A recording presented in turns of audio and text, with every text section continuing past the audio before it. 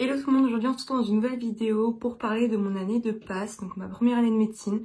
C'est vrai que c'est un sujet qui me tient beaucoup à cœur, j'en avais déjà parlé sur les réseaux sociaux mais je voulais en faire une grande vidéo, un beau format. C'est d'ailleurs la deuxième fois que je retourne cette vidéo puisque j'ai perdu toutes mes données sur mon disque dur. Donc j'espère que cette fois-ci ce sera la bonne. Donc pour parler de cette année, je vais devoir évoquer le avant, le pendant et qu'est-ce qu'il en est maintenant, histoire que vous ayez bien une vue d'ensemble. Donc déjà j'aimerais commencer avec pourquoi j'ai décidé de faire ces études, puisque c'est vrai que c'est des études qui cachent souvent derrière une raison particulière.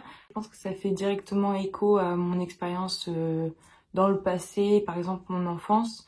J'ai toujours été mise de côté, j'ai été harcelée.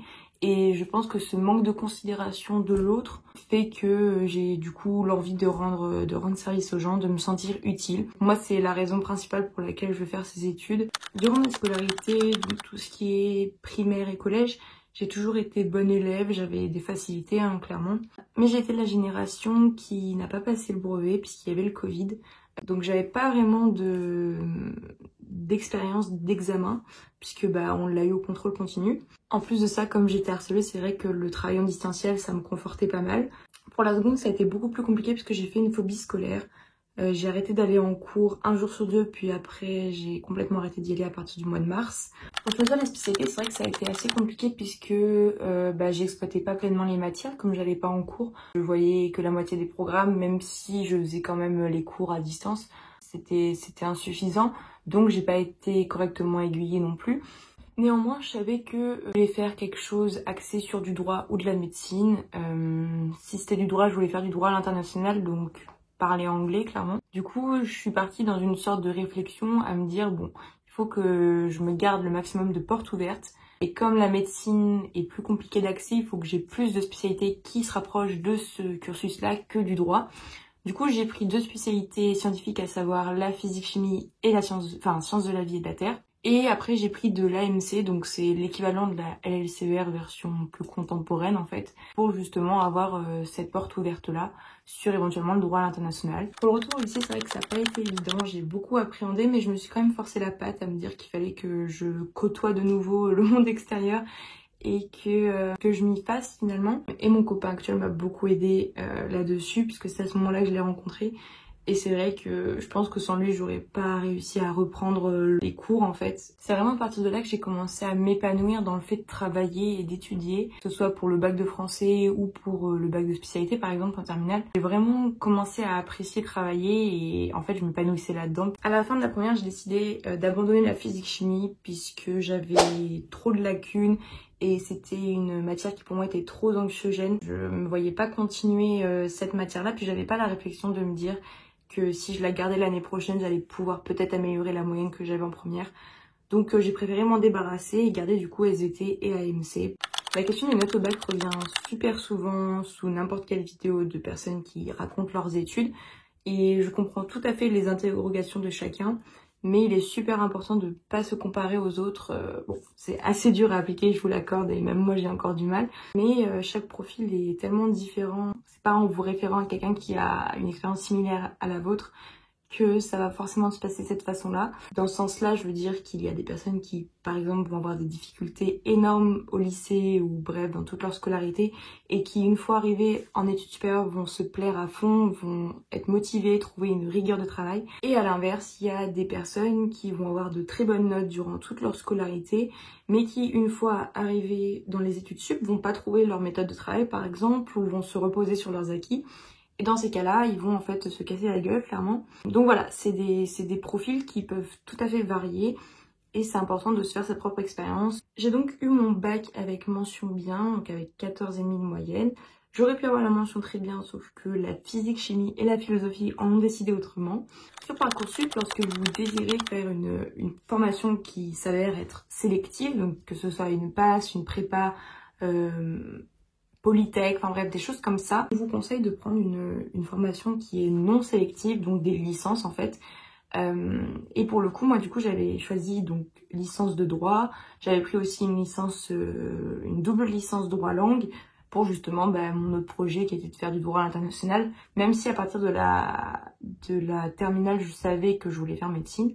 Après pour côté médecine j'avais pris donc PASS et LAS avec la plupart des mineurs sauf celles que vraiment je voulais pas, à savoir les maths, l'économie, etc.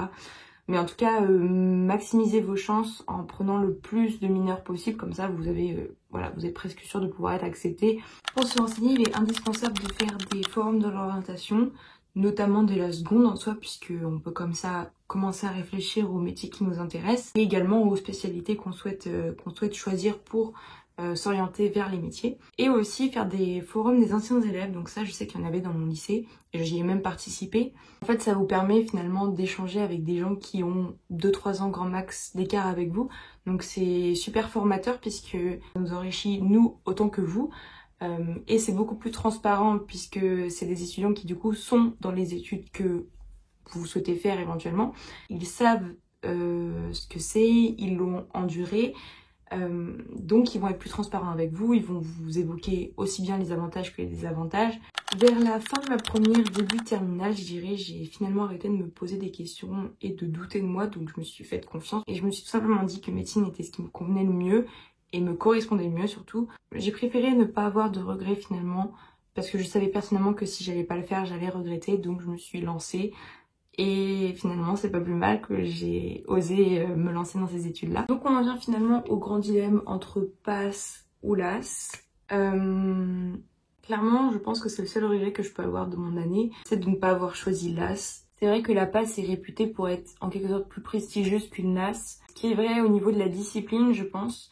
Néanmoins, la LAS est plus progressive dans le sens où on va plus doucement s'éloigner du lycée que la PASS où c'est vraiment une transition super brutale. J'entends par là qu'en LAS, par exemple, on va avoir les vacances scolaires, on va continuer à avoir des moments privilégiés avec les professeurs, notamment en TD, qu'en PASS, en fait, on est livré à nous-mêmes du jour au lendemain, et encore plus si vous êtes amené à déménager de chez vous. Et en plus de ça, la PASS, ça prépare même pas au mieux pour les cours de P2, puisque certes, on a une majorité de cours de santé comparé au LAS, mais en fait, la majorité des cours sont pas des choses qui vont être abordées en P2, ça n'a même rien à voir, donc finalement, le plus stratégique est de prendre la LAS, puisque on maximise un peu plus nos chances de réussite. Quand on rentre en médecine, le plus important, c'est, je pense, de faire la pré-rentrée, déjà pour se préparer, et pour reprendre progressivement le rythme des cours. C'est vrai que tout au long de mon premier semestre, je me suis souvenue de ce que j'avais fait à la pré-rentrée, et ça m'a beaucoup aidée. La plupart du temps, en plus, vous êtes avec des étudiants qui sont en 3e ou 4e année, donc en fait, c'est super dynamique, et ils vous donnent toujours des petits tips pour bien réussir. Cet autre dilemme qui est la prépa ou le tutorat se pose peut-être pas spécialement si vos parents ont les moyens de mettre ces sommes astronomiques dans une prépa. Je pense vraiment que la réponse elle varie d'une académie à une autre. En tout cas dans la mienne, le tutorat est équivalent, voire même meilleur que la prépa. Mais c'est vrai que dans certaines académies, le tutorat va être insuffisant. En tout cas, c'est indispensable d'avoir un des deux pour l'année, puisque sans ça, vous n'avez pas de banque de QCM, vous n'avez aucun moyen de vérifier vos compétences, de faire des examens blancs, il n'y a rien du tout. Il faut absolument se rapprocher d'un des deux supports. Tout ce que je sais à propos de la prépa, c'est que c'est plus complet niveau cours, puisque vous avez la totalité des cours, et d'ailleurs, ils sont sous une forme qui convient parfaitement à ceux qui ont une mémoire visuelle, c'est-à-dire c'est des tableaux avec des récapitulatifs, des schémas, enfin voilà, c'est synthétique mais complet. Je sais que la prépa demande plus d'implication que le tutorat, notamment pour aller chercher nos cours puisqu'ils sont tous retranscrits. En tout cas, en ce qui concerne mon tutorat, parce que du coup je n'étais qu'au tutorat, j'ai pas fait de prépa ni rien, je l'ai trouvé assez incomplet au premier semestre puisqu'on manquait beaucoup de fiches, et on les avait même tardivement parfois. À l'inverse, par contre, pour le second semestre, c'était vraiment cool parce qu'on avait tous les polis d'anatomie avec des schémas. On avait aussi les cours de spécialité. Donc c'était vraiment complet comparé au premier semestre. Donc voilà, après ça dépend de chacune des académies encore une fois. Alors autant dire que le premier semestre, c'est censé être le pire dans ma fac, en quelque sorte, mais je l'ai globalement bien vécu, même s'il y avait des matières telles que la biophysique, la biochimie, la physico-chimie, pharmacologie, la physiologie, bref, toutes ces matières-là. Je pense que j'aurais pas du tout supporté ces matières-là au second semestre, mais le fait que je les ai eues en premier, pendant que j'étais encore dans l'euphorie de rentrer dans mes études de rêve, dans l'excitation, la motivation, etc. Et je pense que du coup je les ai bien supportés. J'ai pas eu la fameuse novembrose que tous les étudiants en médecine ont. Franchement j'ai bien supporté ce premier semestre. Il est passé assez rapidement en plus, puisque de septembre à mi-décembre finalement c'est super rapide. On a toujours le temps en fait de s'habituer au rythme, de prendre connaissance des cours, qu'en fait ça y est c'est déjà fini. Donc franchement ouais, c'est un bon marathon le premier semestre, et tant mieux en vrai que ces matières là soient au premier semestre, parce que franchement j'aurais pas pu les avoir au second. Elles sont beaucoup trop abstraites en fait. J'ai donc validé mon premier semestre avec 11,47 de moyenne, ce qui est franchement pas mal pour quelqu'un qui n'avait pas fait physique-chimie en terminale, qui avait donc des lacunes. C'est vrai que les premiers résultats, c'est souvent ce qui va déterminer la suite de notre année, puisque pour certains, ça va être complètement démoralisant et ils vont pas pouvoir rattraper ça au second semestre.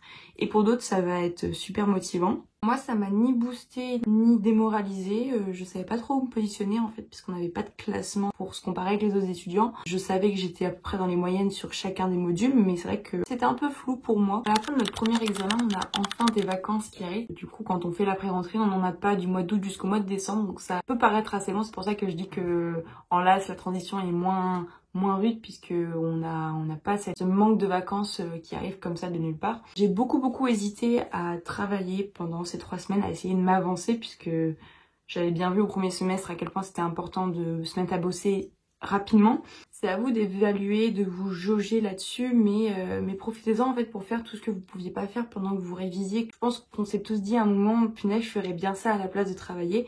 Et d'ailleurs, c'est ce que j'ai fait pendant mes 2 semestres. À chaque fois qu'il y avait quelque chose que j'avais envie de faire mais que je pouvais pas, je le notais dans une liste pour le faire une fois que j'étais en vacances. Donc c'était des trucs tout basiques, c'est comme aller en ville, aller au cinéma, dormir, prendre soin de moi, prendre un bain, j'en sais rien, aller me balader, faire du vélo, jouer à un jeu.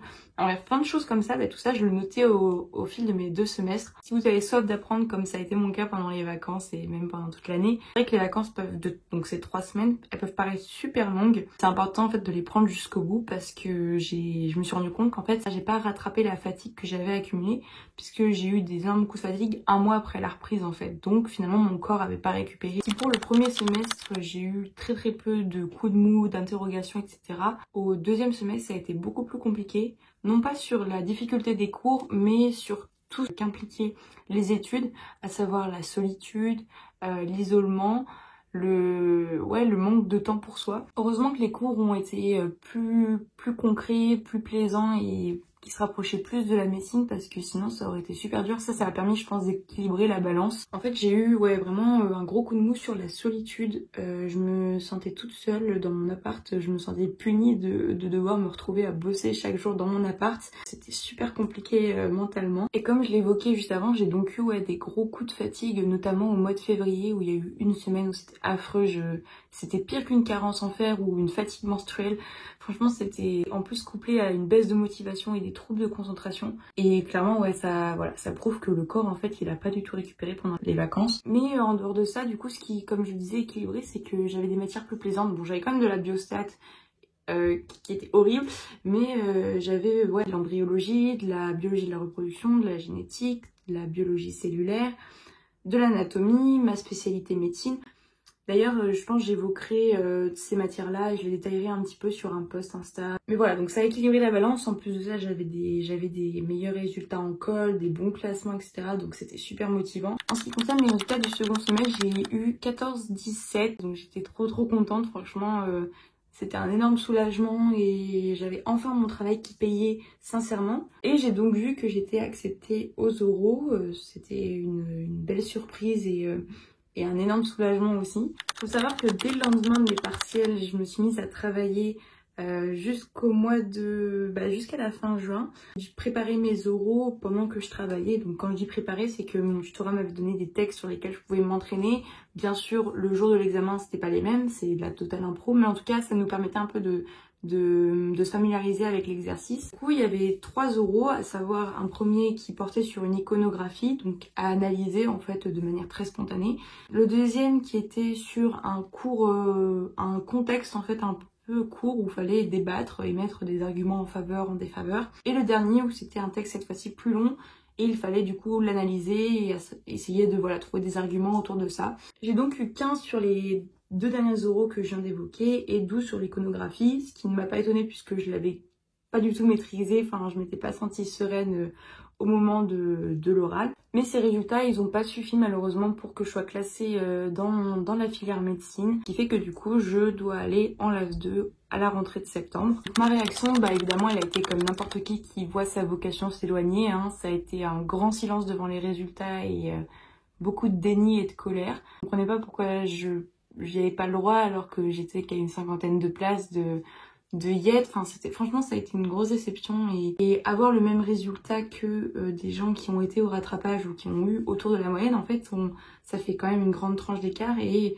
on se dit qu'on n'a été pas loin et au final, ça n'a pas fonctionné. Donc ouais, c'est un gros ascenseur émotionnel, j'en ai parlé justement sur TikTok parce qu'on m'avait posé la question, ouais, ça a été très compliqué sur le moment. Et d'ailleurs, le fait de faire cette vidéo m'aide inconsciemment à accepter cet échec. Donc ma rentrée approche à grands pas finalement, comme je refilme cette vidéo. En fait là dans une semaine ça y est je reprends. Je suis vraiment mitigée entre l'empressement de finir cette année et de me rapprocher enfin de mes études de rêve et l'appréhension de ces cours qui vont être peut-être redondants parce que j'ai vu le programme et franchement ça se ressemble beaucoup avec le programme de passe. On verra bien comment ça se passe, mais en tout cas pour l'instant je suis assez dans le flou. J'attends d'être vraiment plongée dedans et voir ce que ça donne. Je sais très bien qu'en prenant du recul, je finirai par trouver que cette expérience a été formatrice et enrichissante. Je pense aussi que je vais en tirer d'innombrables points positifs, hein, si forcément l'issue est prometteuse. Et pour l'instant, il faut que je digère cela, évidemment. Il faut que le temps fasse son travail. En tout cas, peu importe votre parcours, que vous veniez d'une passe, d'une LAS, que vous soyez réorienté, que vous veniez d'une LAS 2, d'une LAS 3, sachez que nos échecs sont en rien déterminants de notre futur et que si on a à être médecin, on le saura. En fait, il faut juste savoir prendre le temps qu'il faut et être patient. Si jamais vous voulez suivre cette aventure qui a déjà débuté depuis 1 an, je vous invite du coup à rejoindre ma chaîne YouTube par exemple. Vous avez juste à vous abonner juste en bas de la vidéo. Ou sinon sur TikTok ou sur Instagram. En tout cas, moi je continuerai de partager voilà, mon aventure en LAS 2. Et j'espère fortement réussir cette année et accéder à mes études de rêve. Sur ce, je vous dis à très vite pour une nouvelle vidéo.